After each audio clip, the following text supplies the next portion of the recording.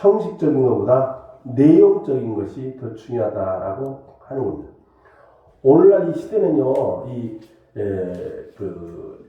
뭐든지 사람이 형식이 있고, 그 다음에 내용이 있어요. 형식도 중요합니다. 내용도 중요합니다. 그래서 이 형식과 내용이 잘 이루어졌을 때, 그것이 가장 좋은 현상으로 나타납니다. 우리 기독교에는 이제 어떤 현상이냐면, 내용적으로는 굉장히 신앙이 교리가 성서적이고 말씀적이에요. 근데 천주교는 그렇잖아요. 천주교는 내용은 좀 많이 다른 게 있어요. 근데 외형적인 것은 굉장히 좋아요. 외형적인 것은 거룩하고 보여지는 것이 나타나고 이러기 때문에 외형적으로는 좋은데 내용적으로는 우리가 잘 아는 대로 여러 가지가 문제가 많이 있죠. 그래서 오늘 이 믿음과 순종의 삶 가운데 이 믿음은 뭐냐면은 하나의 내용이라고 그러면 순종은 하나의 형식입니다. 그래서 이 야고보서에도 나와 있는 것처럼 행함을 많이 강조하고 있습니다. 이제 행함을 통해서 구원받는 건 아닌데 믿음을 통해서 구원을 받는데 그 믿음이 진짜 믿음인 것을 행함을 통해서 알려주고 있습니다. 오늘 아브라함의 그 믿음과 순종을 통해서 이 사무엘이 얘기한 사울에 대한 얘기입니다. 우리는 모두 강한 믿음의 소유자가 되어야 합니다. 믿음을 얻기 위해서는 우리가 하나님 말씀도 들어야 되고 예배도 참석해야 되고 기도도 해야 되고 기도 생활도 지속적으로 노력을 하는 것이 바로 믿음을 얻기 위해서입니다. 이 모든 것은 참으로 좋은 것이고 우리 신앙생활에 유익된 것입니다. 그러나 한 가지 반드시 알아야 되는 일인데 아무리 믿음이 강해도 그 믿음에 따른 순종이 없으면 그 믿음은 파산되고 마는 것입니다. 이 교훈은 우리들의 믿음의 조상 아브라함의 생애를 통해서 우리가 살펴보고자 하는 것입니다. 이 아브라함이라는 것은 아브라함은 원래 이름이 아브람이었는데 아브라함은 존귀한 아비라고 하는 뜻이 나중에 이제 이름을 하나님께서 계명해 줬어요. 우리나라도 요즘에 옛날에 좋지 않은 이름을 이제 대법원에 가서 신청하면 이유서를 써가지고 신청하면 개명해줘요. 근데 친구 하나는 이름이 초등학교 친구인데 이름이 노숙자예요. 노숙자. 숙자인데 성이 노씨예요. 우리 노씨하고 똑같아요. 그 옛날에는 그런 이름이 있었는데 지금은 노숙자 그러면 이게 어감이 안 좋잖아요. 너 이름 이거 노숙자 이름 좋지 않은데 이름 개명해라 그랬더니 우리 아버지가 지어준 이름이라 나는 개명 안 하고 그냥 내 이름이 좋다 이거예요. 이 나이로 지금 60평생 살았는데 또 개명할 필요가 있냐 그렇게 얘기를 해요. 여기 보면 아브라함이 아브라함이 되고 그 다음에 사레가 사라가 되고 이 존귀한 아버지에 가서 열국의 아버지 이름으로 병명이 돼요. 이 구약이라고 하는 거는요 신약의 그림자예요. 그 실체가 뭐냐? 실체가 신약이에요. 그래서 하나의 그림자와 실체에 대해서 말씀해 주고 있습니다. 그래서 이 아브라함 얘기는 예수님의 이야기하고 아주 연관이 있습니다. 또 깊은 연관이 있어요. 그러면 이 아브라함이 이제 그 시작할 때가 언제냐면 지금으로부터 이 4,000년 전이라고 거의 5,000년 되잖아요. 어디서부터 시작이 되면 갈대아 우르부터 시작하는데 그 갈대아 우르가 어디 지역이냐면 메소포타미아, 티그리스, 유브라디스 강이 있는 지역. 그러니까 지금 쿠웨이트 바스라 지역이에요. 쿠웨이트 있는 지역, 바그다드, 이라크. 그 히브리 민족이라는 이 히브리라는 뜻이 우리가 잘 아는 대로 강을 건너다. 그런 뜻을 가지고 있어요. 그 아브라함이 거기서 소명을 받게 돼서 그 강을 건너서 자기 아버지 데라와 함께 어디로 가는 거 아니 그 아라비아 사막이 있어요. 아라비아. 그러니까 이 사우디 아라비아 있잖아요. 사우디 아라비아가 있는 그 사우디 아라비아 그 영토의 그 절반 이상이 아라비아 사막이에요. 그러니까 그 아라비아 사막을 피해서 저 위쪽 지방, 지금 이제 이 시리아 쪽이죠. 시리아. 그쪽으로 가는데 아버지랑 같이 가는 그 대라는 그 하란에서 사망을 합니다. 거기 이제 창세기 12장에 보니까 너는 본토 친척 아비 집을 떠나 내가 너에게 지시할 땅으로 가라 그랬어요. 거기가 가나안 땅이 종착지. 그래서 거기 아브라함이 몇 세에 아기를 낳죠? 아브라함이 하가를 통해서 이스마엘을 태어나는데 아브라함이 또 이삭을 사라를 통해 이삭을 태어나요. 그 이삭이 어떤 사람이냐? 이삭 예수님을 예표하는 거예요. 100세, 지금 75세의 아브라함이 부름을 받았는데 100세, 25년 후에 아브라함이 아이를 얻는데 그것이 이삭이에요. 100세에 어떻게 이삭을?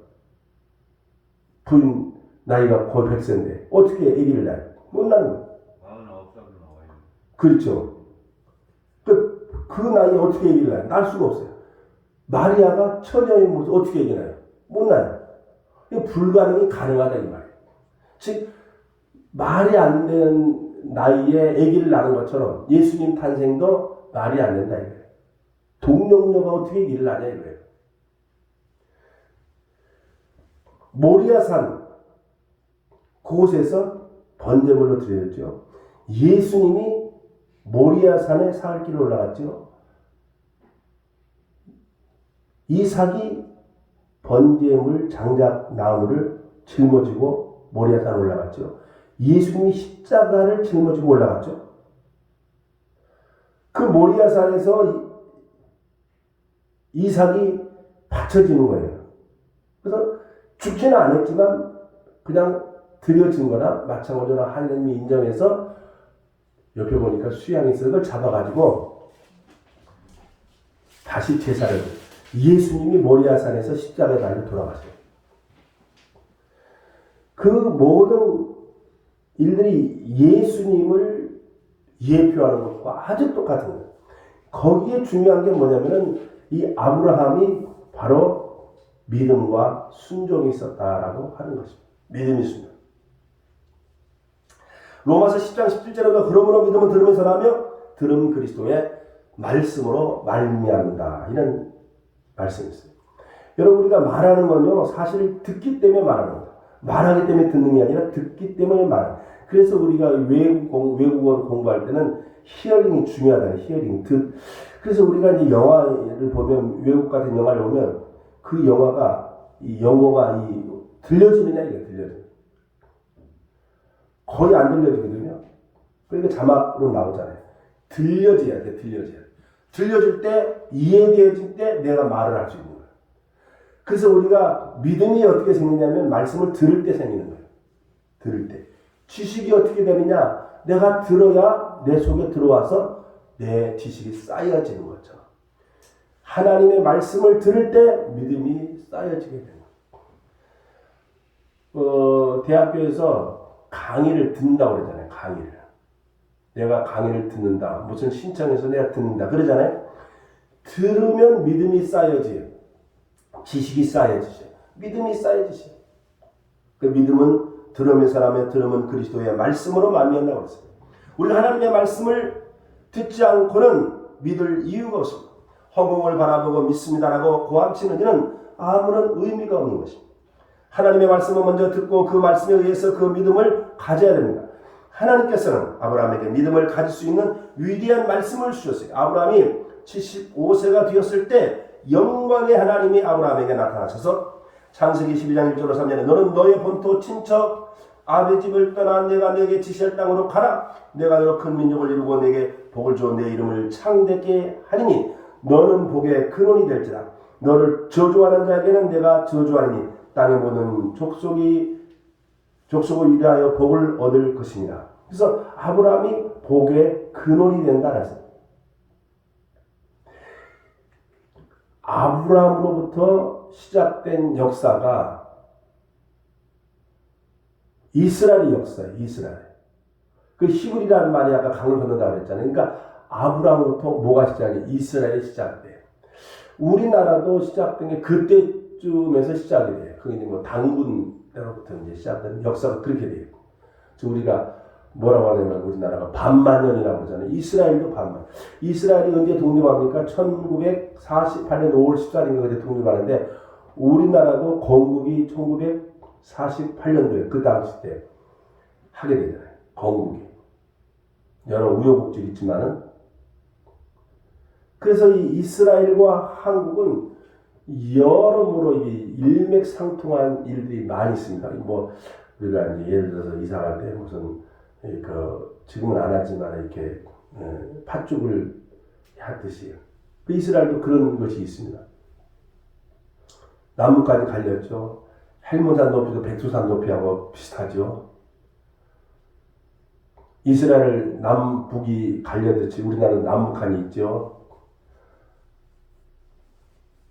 우리나라 꽃이 무궁화 꽃이잖아요. 이스라엘 가면 무궁화 꽃이 많이 있습니다. 그게 샤론의 꽃이라고 해요. 샤론의 꽃. 샤론의 장미라고 해요. 이스라엘 나라고 우리나라하고 굉장히 비슷한 점이 많이 있습니다. 그런데 이 아브라함이 이스라엘의 조상이에요.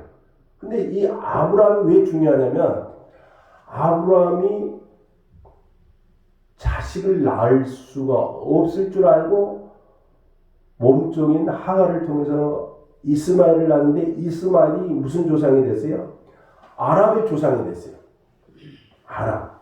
그 아랍 세력들은 아랍이라는 말은 아랍어를 쓰는 사람들은 아랍 사람들 중에서 알라, 마호메트를 믿으면 그것이 무슬림. 그러니까 기독교인 하는 것처럼 무슬림 그런 말이에요. 그래서 이 아브라함으로부터 두 개가 생기는 거예요. 어마어마. 그래서 아브라함으로부터 유대교, 기독교, 이슬람교 그게 다 거기서부터 나오거든요. 그러니까 아브라함은 성경의 인물 중에 분수령을 이루고 굉장히 중요한 인물 중에 한 사람. 아브라함을 통해서 이 무슬림이 생기죠. 또 거기에 이제 기독교 계통에 이제 기독교가 아니라고 하지만은 하여튼 좀 비슷하게 믿으니까 구약을 믿는 유대교가 나오지, 천주교가 나오지, 정교회가 나오지, 그 다음에 개신교회가 나오지. 다 이 아브라함부터 나중에 시작돼서요. 왜냐면 아브라함과 다윗의 자손 예수 그리스도의 세계라. 아브라함이 이삭을 낳고 이삭은 야곱을 낳고 야곱은 유다와 그의 형제를 낳으니라. 그래서 쭉쭉쭉 낳다가 14대에서 예수 그리스도를 낳으시니라. 그래서 기독교는 주된 믿음의 대상이 예수님이에요. 천주교회는 마리아예요. 유대교는 하나님이에요. 신약을 안 믿어요. 그래서 유대교는 구약으로만 믿어요. 토라. 그래서 이 아브라함의 인물이 그렇게 중요한 시작으로부터 모든 종교의 시작이 아브라함부터 시작된다. 그렇게 볼 수가 있어요. 아브라함은 분명히 너희 본토를 떠나라고 했는데 아브라함은 본토 땅을 떠났으나 하나님에서 모은 소유와 모든 사람을 다 술에 싣고 떠났습니다. 본토를 술에 싣고 떠난 아브라함은 불완전한 순종을 했습니다. 아무것도 가지지 말고 떠나라고 했는데 본토를 모두 다 술에 싣고 떠난 것입니다.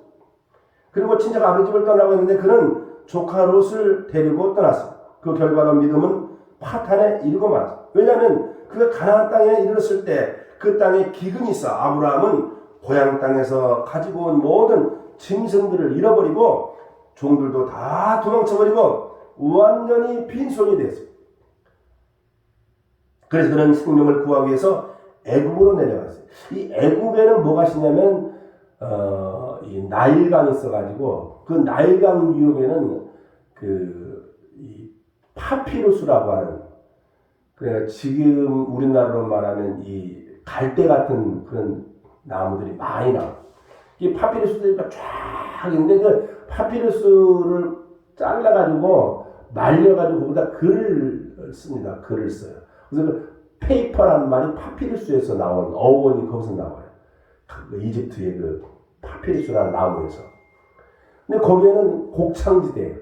근데 이 이집트는 제가 가봤습니다만 이집트는 아프리카인데도 불구하고 그 지역만 곡창지대. 그래서 거기서 유명한 이 수에즈운하가 이제 영국에서 물론 수에즈운을 건설하고 거기서 통합료를 받았어요. 왜냐면 그 배를 타고 아프리카를 한 바퀴 돌아서 이쪽으로 이 인도양이니 태평양으로 올라면요 어마어마한 위험이 많아요. 파도도 심하고. 그래서 아프리카 그 저 밑에 남아프리카 공화국 그 시황봉을 돌아서 올라니까 뭐 배가 파손당하지, 위험하지, 기름도 많이 들지, 오는 시간도 걸리지. 이러니까 그 수에즈 운하를 만들고, 미국에서는 저 파나마 운하를 만들어서 이 그 중아메리카에 있는 그쪽에서 이 태평양으로 건너는 그 운하가 있습니다. 그 파나마 운하. 파나마는 거의 뭐 미국 식민지와 같은. 그래서 이 지역으로 가는 게 왜 그러냐면 거기가 곡창지대라 가요. 곡창지. 먹을 것이 많습니다. 그리고 농사짓기도 편하고. 근데 이 이스라엘 땅은 제가 가보니까 산이 있는데 산이 빨개 가지고 나무가 없어요. 나무를 찾아볼 수 있어요. 그 지역은 무슨 지역이냐면 쉽게 말하면 산도 있고 뭐 이러는데 빨개 가지고 아무도 없는데 그 모래만 있는 데를 사막이라면 그 나무도 없는 그런 산과 같은 곳을 광야라고 해요. 광야. 부엘사바 쪽 밑에 내려가면 그 펼쳐지는 사람이 살 수가 없어요. 왜 낮에는 덥고 밤에는 춥고 그리고 무슨 뭐 농사 칠 수도 있는 그런 여건이 안 돼요. 그래서 아브라함이 애굽으로 가서 거기에서 또 어떻게 했냐. 애굽으로 가는데 사실은 자기 부인이 이쁘게 생겼어요. 근데 이 중동 사람들을 이렇게 보니까 이 약간 그 이목구비가 뚜렷하고 눈썹도 진하고 뭐 부부카니 히잡이니 뭐 이슬람식으로 뭐를 써서 잘 모르는데 내가 모르고 저기 어디 저 터키 쪽에 가가지고요 그 터키 박물관에서 히잡 쓴 부부카는 완전히 가는 걸 완전히 가는 사람을 부부카라 그러고 눈 이렇게 눈이라도 이렇게 나오는 사람은 이제 히잡이라고 해요. 히잡 그 종류가 한 세 가지 있는데 나고 하면 내가 모르고 그냥 사진 좀 찍읍시다 그랬더니 안 됐네 그러더라고요. 다른 이방 사람들하고 사진을 같이 못 찍게 돼 있대. 이 정도로 폐쇄적이고 보수적이고 그래요. 이 무슬림들은. 그러니까 자기 부인이 뭐라 그랬어요? 누이라고 했어, 누이. 그러니까 뭐 바로는 뭐 누이니까 이쁘니까 자기 마누라로 삼았어요. 부인인 줄 몰랐지. 근데 뭐라 그랬어요? 아브라함이 속인 거 아니에요. 자기 부인을 누이라고 했으니까 바로를 속인 거 아니에요. 근데 바로는 잘못이 없어. 왜? 누이라고 그러니까 마누라를 삼았는데 하나님이 그날 저녁에 화를 내시는 거예요. 누구에게? 바로에게. 바로는 잘못이 없지. 자기가 누이라고 그러니까 데려온 건데. 희한하죠? 아브라함아 너 왜 네 마누라를 누이라고 하느냐? 네가 잘못했다. 이렇게 되는데 오히려 바로를 나무라는 거야. 하나님이. 왜 그러느냐? 먹고 살기 위해서. 생존하기 위해서. 애굽으로 내려가는 거야. 마음의 믿음을 잃어버린 아브라함은 인간의 수단과 방법을 모으러 살아가려고 발버둥을 칩니다. 그래서 그의 아내와 함께 조카를 데리고 애굽으로 내려갔다가 그 아내의 아름다운 그만 아내를 바로에게 시집 보내는 결과를 낳죠. 누이라고 합니다. 그래서 애굽에서의 그의 인생은 처참한 지경이 됐어요. 그때 그는 회개하고 자복하고 하나님께 불순종한 것을 돌이키려고 했기 때문에 하나님께서 다시 그를 긍휼히 여기셔서 하나님이 그 아내를 다시 돌려주었습니다. 그래서 아브라함은 아내를 돌려받고 그의 조카와 함께 하나님이 처음 명령하신 대로 가나안 땅으로 다시 돌아오고. 지금 아브라함의 여정 가운데 반복되는 게 뭐예요? 반복되는 게 믿음과 순종. 믿음과 순종. 불순종.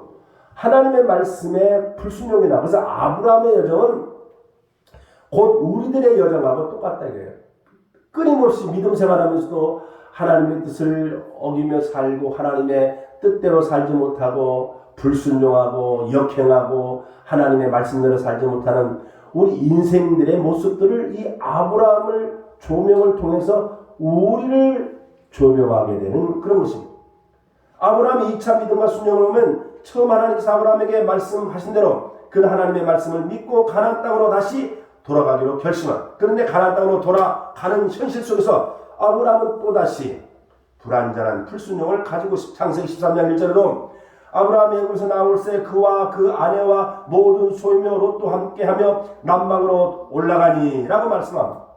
하나님이 친척 아비 집을 떠나서 그 아내만 데리고 가라고 했는데 그는 믿습니다 하나님 말씀대로 믿습니다 하고 말만 했지 행동으로 순종하지를 않았다는 겁니다. 그 결과 가나안 땅에 올라갔는데 또다시 큰 시련이라고 순종을 하지 아니하면 아무리 믿어도 시련이 끝나지 아니함을 아브라함을 통해서 보여주고 있습니다. 하나님께 온전히 순종하면 그 믿음이 순종을 통하여 이제는 하나님의 축복을 가져오게 된다고 하는 것입니다. 성경 보니까 롯이 아브라함을 떠나고 난 다음에 하나님께서 비로소 아브라함에게 말씀하기를 창세기 13장 14절로 17절에도 롯이 아브라함을 떠난 후에 여호와께서 아브라함에게 이르시되 너는 눈을 들어 너 있는 곳에서 동서남북을 바라보라. 보이는 것을 내가 너와 내 자손에게 주니 영원히 이르리라. 내가 내 자손으로 땅에 티끌을 갖게 하니 사람이 땅에 티끌을 능히 종과 행으로 행하여 보라. 내가 그것을 내게 주리라. 그래서 이렇게 바라볼 때 바라보는 그것이 너의 땅이 되리라. 그렇게 말씀해 주고 있습니다. 굉장히 넓은 지역. 우리가 뉴스를 영어로 알다시피 이 뉴스라는 게 동서남북에서 오는 소식을 전하는 거예요. 사실 그대로, 있는 그대로, 정확하게 동서남북에서 오는 소식. 그래서 뉴스라는 말이 이스트, 웨스트, 사우스, 노스 해가지고 그 앞자리를 따가지고 뉴스라는 게 그래서 나오는 거예요. 그래서 이 동서남북을 바라볼 때 다 하나님이 소유를 주시겠다 그랬어요. 오늘날 많은 사람들이 쉽게 입술로 주여주하고 하나님의 말씀을 듣고 난 다음에 믿습니다라고 외치는 것이. 그러나 그 믿음이 완전히 하나님의 말씀하시는 조건에 부합해야 되는 하나님의 나에게 물질적인 축복을 주고 내 사업을 번성케 해 주실 줄로 믿습니다. 그는 올바르게 믿었습니다. 왜? 하나님께서 우리에게 삶의 풍성한 복을 주시기로 약속하는 것이기 때문에 우리 하나님께서는 모든 일에 항상 모든 것이 넉넉하여 모든 착한 일을 원한다고 말씀하신 것입니다. 그 다음 아브라함의 3차 믿음과 순종인데 아브라함이 가나안 땅에 이르렀을 때 그의 나이가 이제 80세가 되었습니다. 그런데 또다시 하나님께서 아브라함에게 말씀을 준 믿음은 들으면서 하며 들으면 그리스도의 말씀으로 말미암기 때문에 말씀 없이는 새로운 믿음이 출발되지 않습니다. 이제 가나안 땅에 오는 믿음은 순종을 통해서 다 이루어졌는데 또다시 하나님께서 아브라함에게 말씀합니다. 아브라함이 나이 80세가 넘자 마음에 조마심이 생겼습니다. 그러면 그의 모든 재산을 자기 집에서 기른 종 중에 제일 우두머리 엘리에셀에게 상속을 줄 수밖에 없다고 그는 생각하고 하나님께 그렇게 구하자 하나님께서 아브라함의 몸에서 태어난 자가 상속자가 될 것이라 이렇게 말합니다. 이 상속이라고 하는 것은 내려갑니다. 내려가. 그래서 자기의 직계 자식에게. 우리나라의 상속은 내 재산에 그 배우자가 있으면 배우자의 50%가 배우자 거, 그 50%는 자녀에게 줘요. 근데 자식이 없어. 자식이 없어요. 그러면 배우자에게 60%를 줘요.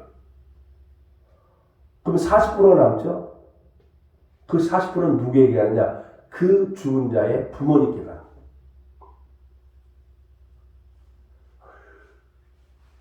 상속은 내려가는데 내려갈 자가 없으면 올라가고 올라가서 받을 사람 부모님 다 돌아가시고 없으면 옆으로 가는 거예요. 상속이 몇 촌까지 가느냐? 4촌까지 가요. 빚도 똑같아요. 빚도. 우리나라에 그런 사건이 번번이 일어납니다. 빚이 있는데 그 빚을 가지고 있어요.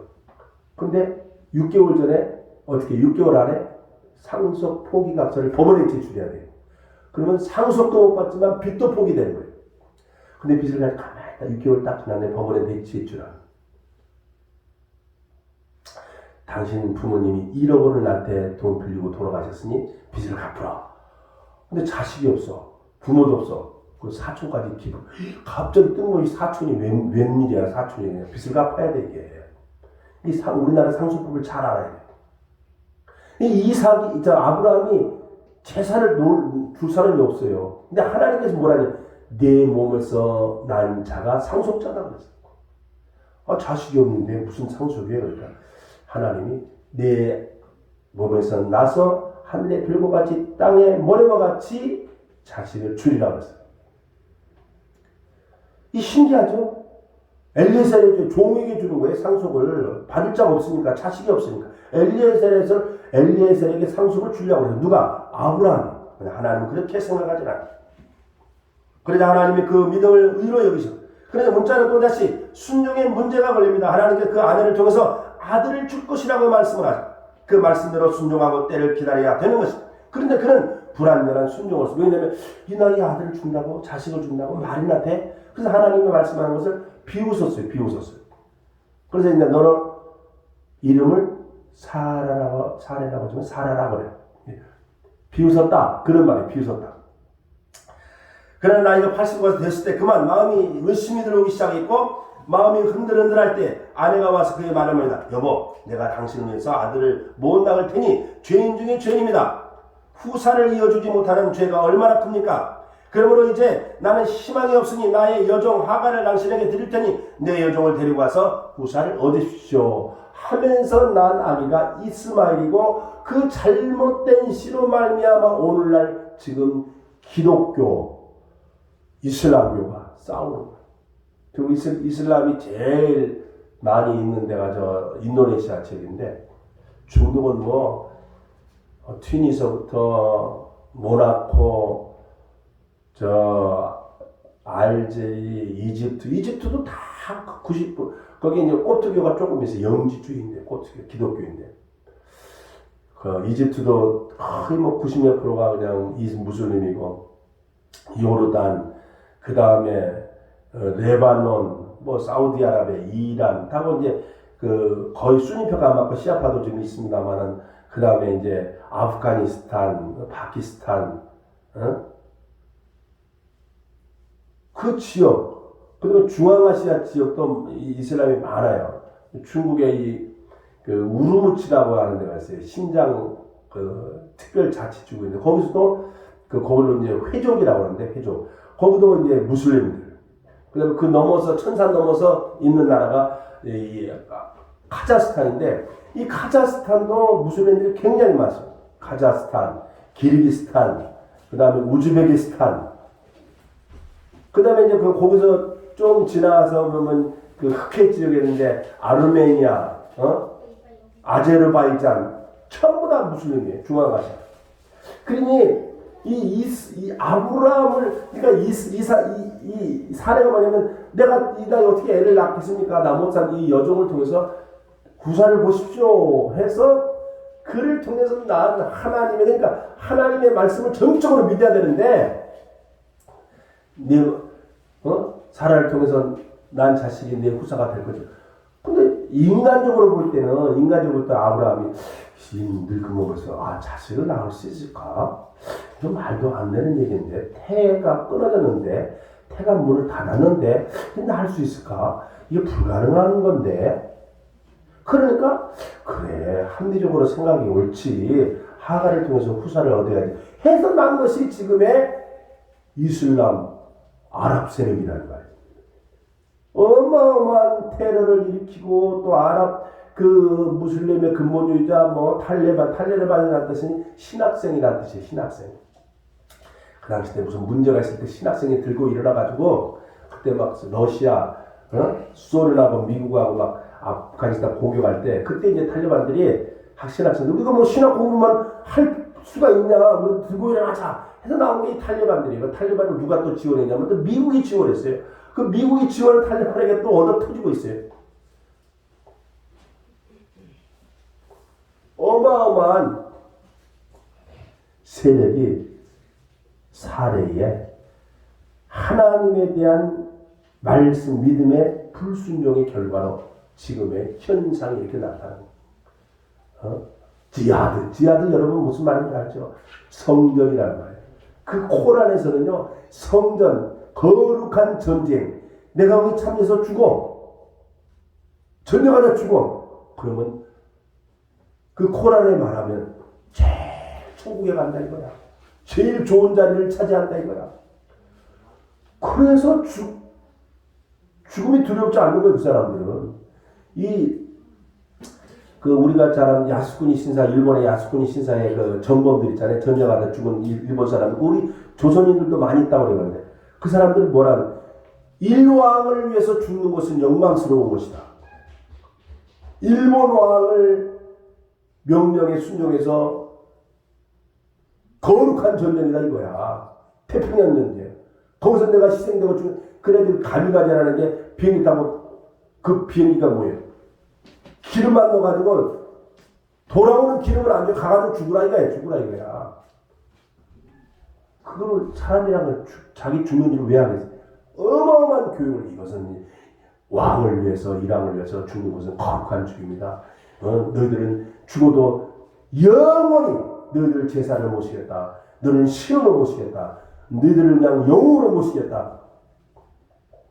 계속 교회에서 교육받으니까, 나도 신이 되겠다. 나도 영웅이 되겠다. 가미가제 해내겠다. 그래서 죽는 거예요. 세뇌돼가지고.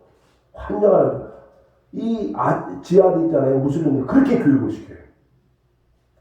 애들이. 그러니까 막 여기다 폭탄 때려가지고 죽이잖아요. 그게 아브라함이 잘못된 씨를 뿌린 결과로 오늘날 이 어마어마한 일들이 일어나거든요.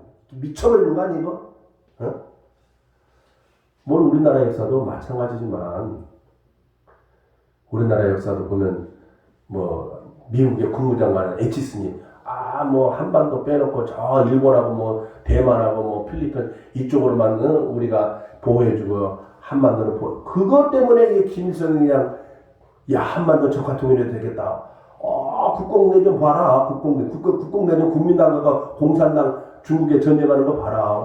공산당 다 됐잖냐. 한반도도 우리가 전쟁하면 먹을 수 이런 착각을 만들게 한 사람이 이 루즈벨트인가 미국의 트루먼 대통령 때 그 국무장관 에치슨이 발언 때문에 그렇게 된 거예요. 발언 때문에. 독일 통일이 어떻게 되는 줄 알아요? 술 먹고 그 문화부 장관이 기자들이 물어봤어요. 언제 개방을 합니까? 그랬더니 곧 개방을 하지요. 내가 언제 합니까? 바로 지금 합니다. 그래가지고 그냥 그 술김에 그냥 그게 말을 잘못해가지고 그냥 문이 딱 열었어요. 막 나가 총 들고 지키는 거예요. 지금 그 장관이 인터뷰한 얘기를 모릅니까? 지금 개방했다고 그랬어. 지금 나가도 된다고 그랬어. 무슨 소리예요? 그래요? 그럼 가세요. 북한에서 파무전 넘어오듯이 다 열어. 그래서 독일이 통일된 거예요. 독일이 왜 통일되냐? 술 때문에 통일된 거예요. 무슨 얘기 하려고 그러냐? 세계 역사는, 인류 역사는 아주 조그만 일로 결정이 나는 거예요. 조그만 일로 사건이 터지는 거예요. 히틀러가 왜 유대인들을 죽였느냐? 유대인들은 예수님을 안 믿거든. 자기 어렸을 때 계속 기독교만 믿었거든. 루터교거든. 독일 전체가 루터교거든. 그러니까 루터교니까 유대인들은 예수님을 안 믿고 예수님을 죽인 놈이들이다. 예수님을 십자가에 못 박혀 죽인 놈들이다. 그러니까 유대인들은 우리들하고 같이 살면서 행동하는 게 이상하다. 저희는 안식일만, 토요일만 믿고, 무슨 일도 안 하고 말이에요. 율법대로 사니까 이상한 족속들이다. 예수님을 죽인 놈들. 그런 것이 교육이 돼가지고 히틀러가 유대인들을 학살한 거예요. 아우슈비츠, 폴란드에서 죽인 거예요. 이렇게 인류는 아주 작은 하나님으로부터 불순종, 뭐라고 그랬어요? 하나님이 아브라함, 내 몸에서 난 자가 상속자다. 그렇습니까? 하나님 믿습니다. 이래야 되는데 자기 생각해보니까 아니거든. 이 나이에는 날 수가 없거든. 그러니까 사례가 한 말 있어요. 여보 이스마엘을 하갈을 통해서 몸종을 통해서 후사를 해서 그래? 그럼 당신 말이 맞네. 하나님 말보다 당신 말은. 그래서 이렇게 인류 역사가 뒤집어지고 인류 역사가 비극으로 나오고 어마어마한 사건이 지금도 끊이지 않고 싸우고 있는 거예요. 시간이 다 돼서 아브라함의 제4차 믿음과 순종이다. 아브라함은 크게 회개하고 그의 자손은 그의 아내 사라로 말미암아 온 것이라는 것을 다시 한번 새깁니다. 이제는 나이가 점점 늘어서 아브라함이 99세가 되었고 사라의 나이는 87살이 되었고 인간적으로 생각할 때 이제는 자식을 가진다는 것은 전혀 불가능. 사라의 태가 죽은 것 같습니다. 이제는 인간적인 생각으로는 자식을 갖지 못합니다. 그래서 아브라함은 크게 경험했기 때문에 그 99세에 하나님께서 아브라함에게 이름을 바꿔 아브라함으로 사례는 사라라고 이름을 바꿔줍니다. 개명시켜줘요. 결국엔 하나님께서 이를 통해서 믿음을 얻었지만 말씀을 듣고 바라보며 법칙을 사용해야 믿음이 강해져요. 그래서 나중에는 이 아브라함이 결과적으로 이삭을 나중에 바치고 하나님께 바쳐서 죽이진 않았지만 죽이려고 그럴 때 어떻게 했어요? 하나님이 내가 나를 사랑하는지 이제야 알게 됐다. 그 말은 우리 인간에게 하나님께 가장 귀한 것을 드릴 수 있는가 시험해 보는 거예요. 시험해. 그럼 나중에 시험해 본다고. 합격해서 수양을 잡아다가 드리게 됐어요. 하나님 앞에 합격할 수 있는 믿음, 이 쉬운 게 아니에요. 어렵습니다. 아브라함이 이삭이 어떤 이삭이에요? 그냥 독자가 이삭이 아니에요.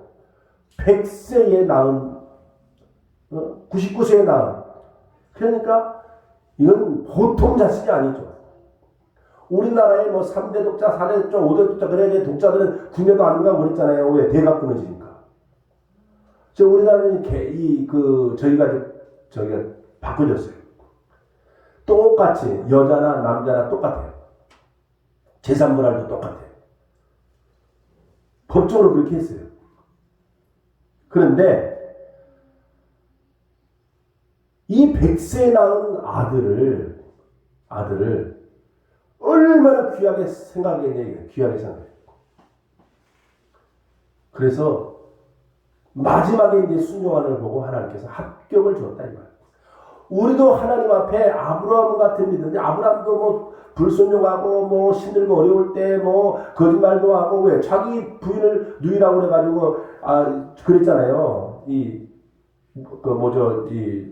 이집트의 바로가 아내로 삼아버렸잖아요. 그러니까 하나님께서 동침하려고 그럴 때 바로에 이 사례는 아브라함의 부인이다.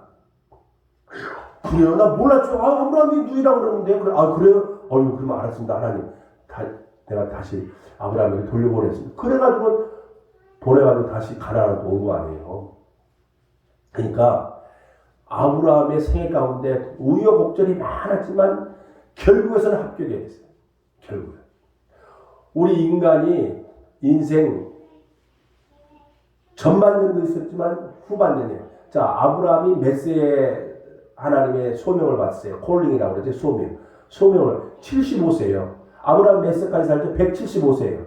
100세를 하나님의 말씀 속에 살았는데 순종과 불순종 그랬는데 우리 인간도 아브라함의 하프타임 인생 후반전은 결국에서는 승리했어요. 우리들도 인생 후반전에 여러분 다 있을 거예요. 여러분이 보면 인생 전환점일까? 나는 몇 세가 내 인생의 후반전일까? 우리가 알 거예요. 내 인생 후반. 사람은 전반전에 아무 잘때도 소용없어요. 과거 잘해도 소용없어요. 내 왕년에 뭘 했다 소용없어요. 후반전을 잘해야 돼. 마무리를 잘해야 돼. 결론이 중요하고. 물론 과정도 중요하고 결과도 중요하고 기독교는 전체 윤리가 중요하지만 마지막이 중요해요. 마지막이 중요해요. 어떤 사람이 기독교 신앙 열심히 30년, 40년 다 되다가 돌아가실 때쯤 돼가지고 하나님 모른다. 나는 하나님을 안 믿는다. 하나님 나는 부인한다. 이러고 죽어봐요. 그러면 3, 40년 신앙이 다 헛것이 되는 거예요. 무용지물이 되는 거예요. 건물 쌓아올리기는 힘들지만 무너뜨리는 것은 한순간이에요. 10초만은 무너져. 10초만은. 20초만은 무너져. 우리가 아무리 공든탑을 쌓으려도 결과가 마지막에 좋지 않으면 안 돼요. 아브라함은 마지막이 성공자였어요. 승리자였어요. 우리는 믿음과 순종을 통해서 하나님께 인정받는 믿음. 그래서 하나님께서 아브라함에게 복의 근원, 믿음의 조상으로 삼아주신 거예요. 그래서 여러분과 저는 이 아브라함과 같은, 물론 지금 아브라함이 실수를 통해서 지금 우리 인류가 이런 고통을 당해요. 테러를 당해요. 막. 대한민국이에요. 무슬림들이 몇 프로가 있냐면 지금 뭐 2만인가 3만인가 있다고 그래요.